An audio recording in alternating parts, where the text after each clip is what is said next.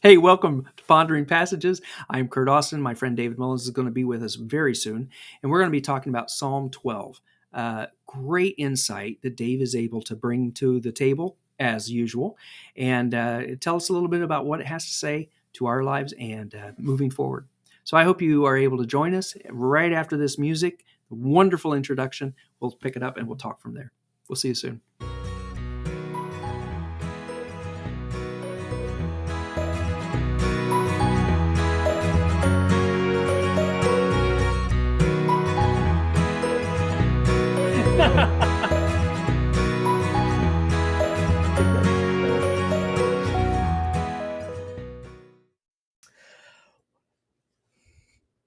Welcome to Pondering Passages. Today we're looking at Psalm 12, and I'm here with my good friend, Curt Austin, my good friend right there.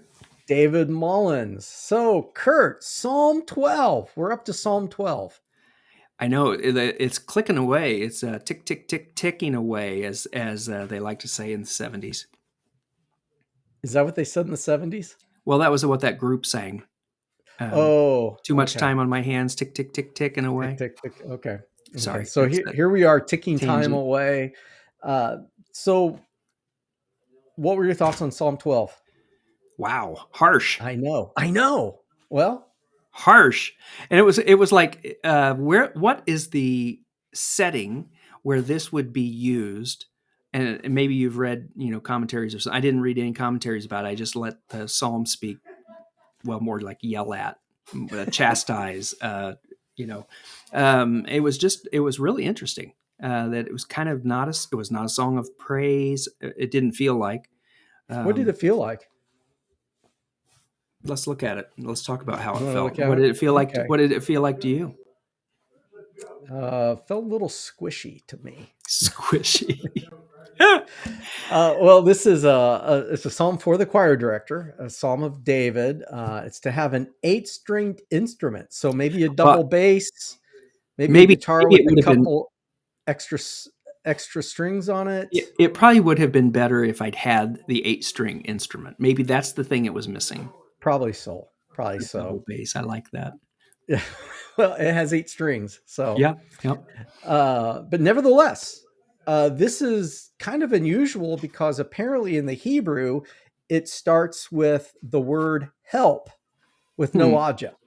And from what I've read, Not it's the help only me, not not help help Israel. me, not help the innocent, not help, just help, oh Lord, which does tend to be the topic of many of my prayers. But is it yours have an object though, right? No, it's just help. Huh. Help. It's not an implied help me. Well, I guess, yeah, applied. Yeah, implied and applied. Help me, Lord, through this. Uh, But sometimes we I need can help. see in verse 1 though. I mean, it isn't saying help me. It's help the situation that's going That's on true. here, Yeah. right? God, this whole thing is falling apart right in front of us. Yeah. Um, Yeah. Those that can make a difference are actually disappearing, hmm hmm Ooh, I like vanishing. that. I like that. Those who can make a difference. Well, yeah.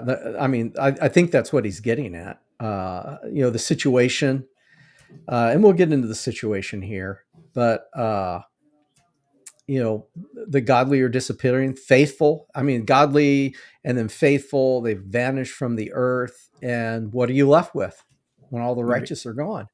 Right. And that's exactly what the psalmist is dealing with. It was interesting. I couldn't get my heart and my mind around cutting off the lips. Uh, our lips. I mean, our lips are our own. Which I got that. So let's cut those off because you have such ownership in those. But it was kind of such what's the word, Okay. macabre, Yeah. macabre kind of a image. It almost flashes back to the one about the children being dashed against the rocks. Interesting. It's just that it's Silence of the Lambs kind of Hmm. brutality. Hmm. Yeah, I found this interesting. He talks about the godly disappearing, the faithful vanishing, and then he explains that the neighbors are lying to each other. But in what way are they lying? They're speaking with flattering lips and deceitful hearts. Interesting situation. Yeah, Uh, yeah. and and I hadn't thought about that whole, literally cutting off their flattering lips and silencing their boastful tongues. Uh, Really, I'm just trying to rush through to get to verse 4. Do it. Get So, there. Jump in. so I find it interesting. They say we will lie to our heart's content. Our lips are our own. Who can stop us? That that was something that really jumped out at me. That question: Who can stop us? There's no one. There You know. isn't. Well, according to these folks, we are. When you get in this mindset that who can stop us, and I'm interested. What would you describe that mindset as? I mean, I'm thinking arrogance, but what comes to your mind? Oh, I apologize. If in my head, I don't. I was thinking that the psalmist.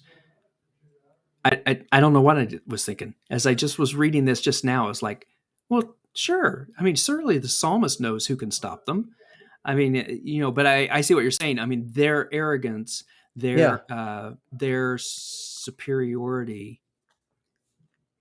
I think one of those things I struggled with so much is that we've watched so much of this kind of attitude happening. Uh, that's the thing. That is the thing. Uh, and I don't want to belabor it, but him talk. I mean, it's very. I think the context here is very important. That the situation is the godly are disappearing, the faithful have vanished from the earth, and sometimes, and I don't know if this is accurate or not, but what my mind wonders is if some of the godly haven't gone the way of the neighbors. mhm. Uh, that these folks just aren't disappearing. They're not just there one day and gone the next. It's not that type of vanishing. They're Oh, actually that's good. falling. They're actually falling in line with this other mindset, worldview, whatever you want to say. Yeah, that's Uh, very, very good. I think that's a wonderful insight. Whether the psalmist meant it or not, I don't know, but it's I a don't know either. but it's a wonderful insight in that it really does. Uh, it's what happens, right? Yes. It's Yeah. not that all of the godly died off and there's nobody replacing them. It's that the godly give up their faithfulness and they turn into the person with the deceitful lips and the deceitful hearts, flattering Yeah. lips, deceitful The, hearts. and as you say that, I think, and I don't know if this is fair or not, they actually they go the same pathway as those that they were trying to combat. I guess it's the old adage, if you can't beat them, then join them. Well, it's also been proven out the more you focus on a particular, let's say your enemy, the more you become like your enemy, right? Interesting. Yeah. That there's a psychological term. I don't know what it is. It's not, but Stockholm syndrome. Am I thinking no, correctly? no. But if you do think about that, though, I mean, again, which dog do you feed? Remember that old story Yeah. about the two dogs Yeah. that fight? Which one's going to win? Well, it's the one you feed. And Right. if all you're doing is thinking about the evil people, and you're not thinking about the other side of that, the hope that is offered, Yeah. then you then end up taking on more of their traits. You end up becoming more like them. It's interesting because as you say that, I hate to get into politics, but it really doesn't matter what horse you're riding.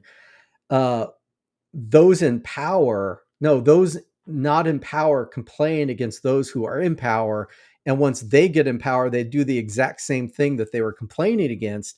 And those that aren't in power said, wait a minute, when you guys weren't in power, you said this. Well, and then the ones in power said, well, wait, when you were in power, you did this. So we're just doing what you did. And it's like, oh my gosh. And so I wonder if some of the the draw to that side is this verse 4, who can stop us? And maybe some folks are like, you know what, they're right. Who can stop them? So we'll just kind of join in and fight fire with fire. As long as the Yeah. ends can justify the means, Yeah. we will be okay. But that's not how the psalmist sees things. I like that, because I think that's the truth of it, is that we say the ends justify the means, and Yeah. so we will. I mean, you think about the violence that's gone and against abortion clinics, or that the attacks where people blow themselves up. I Mm, mean, the Muslims who blow themselves up, and that's not every Muslim, right? That's right. that's that's an extreme. KKK. I mean, they've got some kind of interesting, weird way of looking at things, and so for them, it's okay to do these things because well, there's nothing Christ-like about any of that. Right. Um, let's And move on. What's in well, six? and What's in 5, 6, and 7? I can't I, wait to see it. well, I was going to bring up in a couple of weeks, we'll be looking at Psalm 14. And I guess I'll go ahead and say this now. I'll say this then too, that, Psalm 14 begins with, the fool says in their heart, there is no God. But as you read through that Psalm, one of my, I always looked at that as atheists or agnostics, but the psalmists, I don't think are talking about, it's talking about these folks that basically live as if there isn't a God, who live as if they That's right. are their own master, their own, captain of their souls, whatever you want to say. And this is their attitude. Who can stop us? There's no one to stop us. But then the Lord replies. I love that. The Lord replies.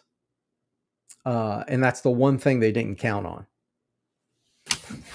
I like that.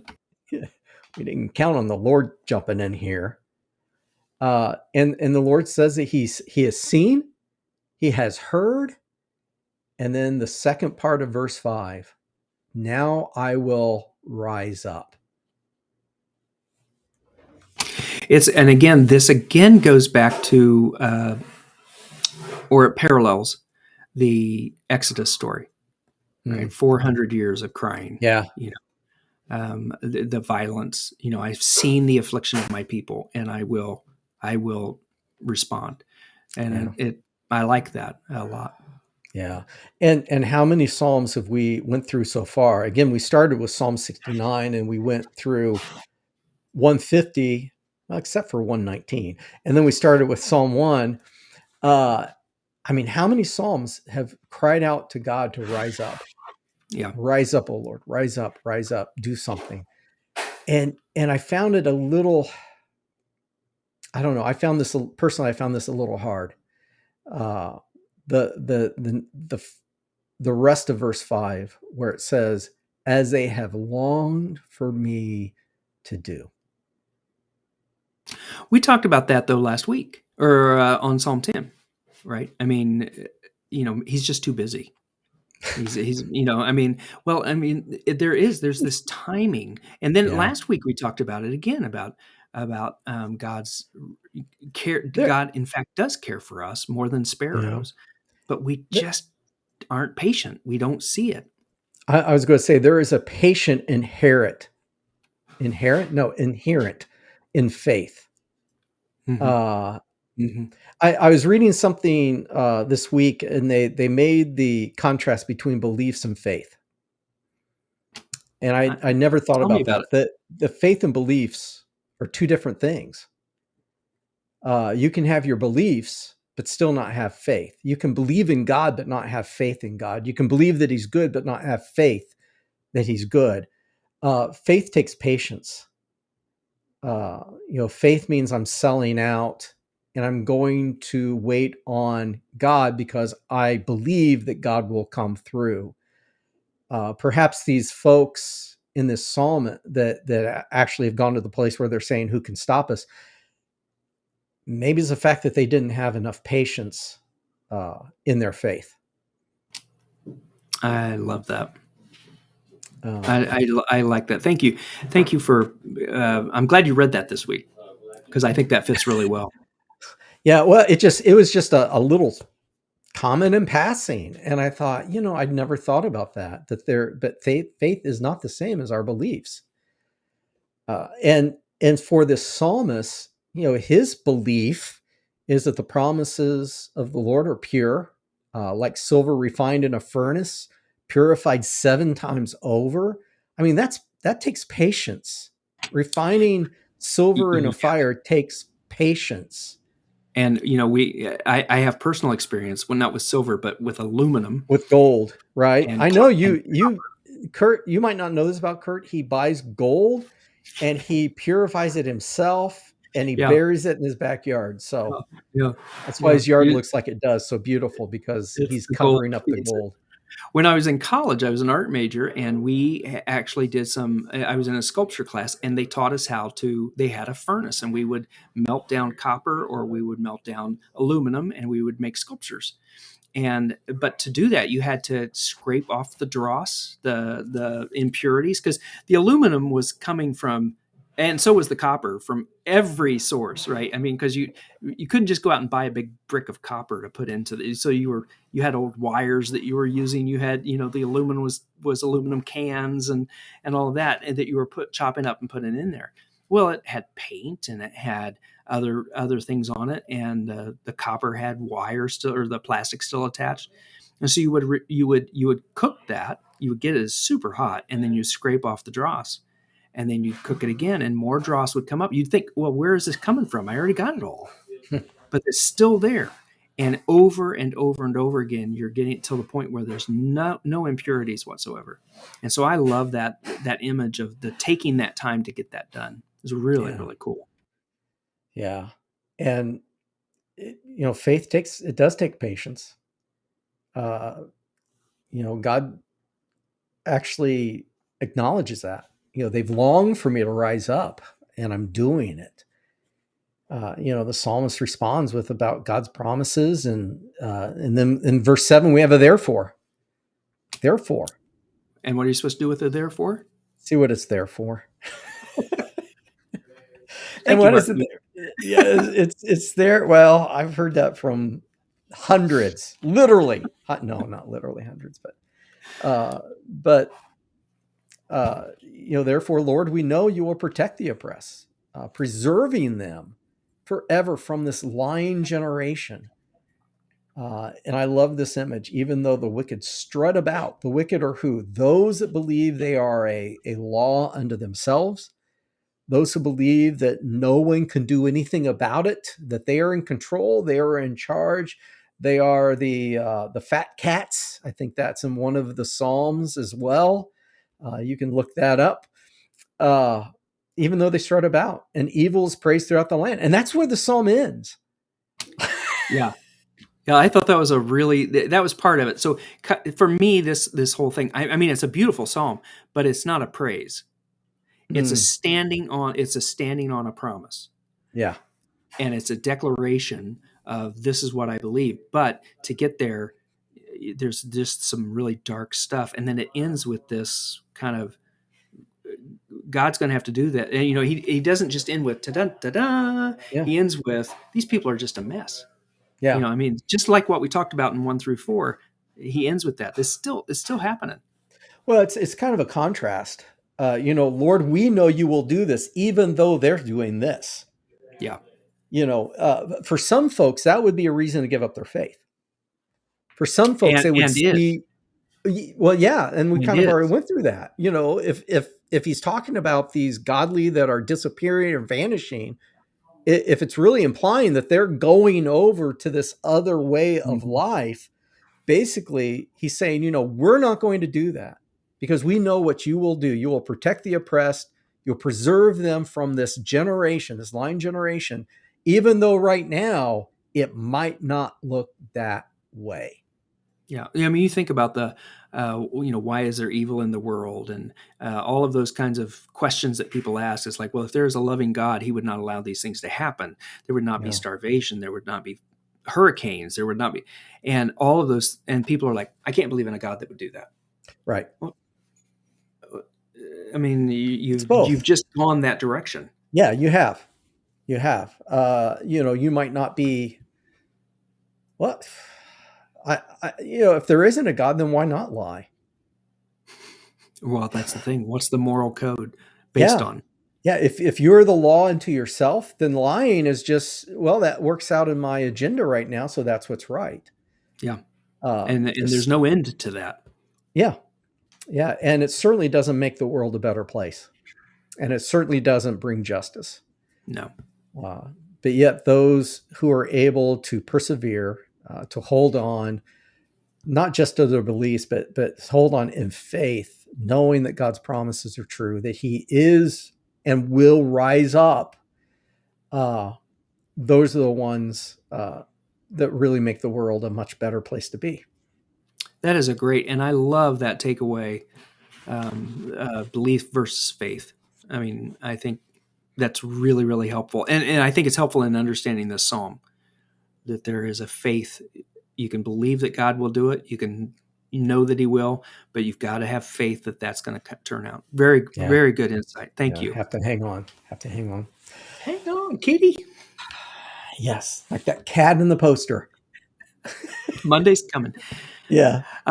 Thank you, everybody, for joining us today. Yes. As always, thank you for being here in this little time where you can reflect on the psalm and ask yourself, what is this psalm asking of me? Mm-hmm. Where Right. you might be in your faith in your life and how you might be viewing things. What does a psalm bring up to you? Yep. For me, it was vanishing. It's Vanish. really easy to go down that path. It is. Really It easy. is. And And matter of we fact, after need. we're done here, I've got some things I need to tell you. Okay. All right. I'll keep the camera rolling. Hey, follow us at ponderingpassages.com, Facebook, Instagram, our YouTube channel, everything you'd ever need. Click it, like it, follow it, and we will see you back next week, right? Well, yeah, Oh, and you want to oh, go to oh. ponderingpsalms.com What or did I say? ponderingpassages.com. Ponderingpassages.com. Yeah, And there you you're can find the mentioning songs. YouTube and everything. Yeah, Yeah, ponderingpassages.com. right there, Come visit right us. there. Come visit us. Yes, yes. Come, Leave and a if leave a you're note. in the neighborhood, stop by the house and look for the gold. Do it while Kurt's on vacation. Just dig up his yard. It's there Shovels, somewhere. shovels are in the utility shed. Yeah. All right. Can you imagine? Thank- Come home, there's just holes everywhere. All right. Well, blessings, everyone. All right, we'll see you next week.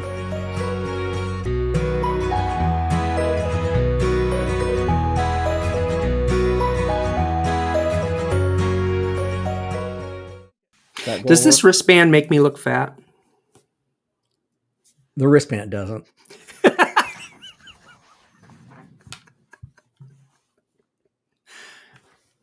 Just a softball pitch, and he hits it That out of is the park. very much a softball pitch.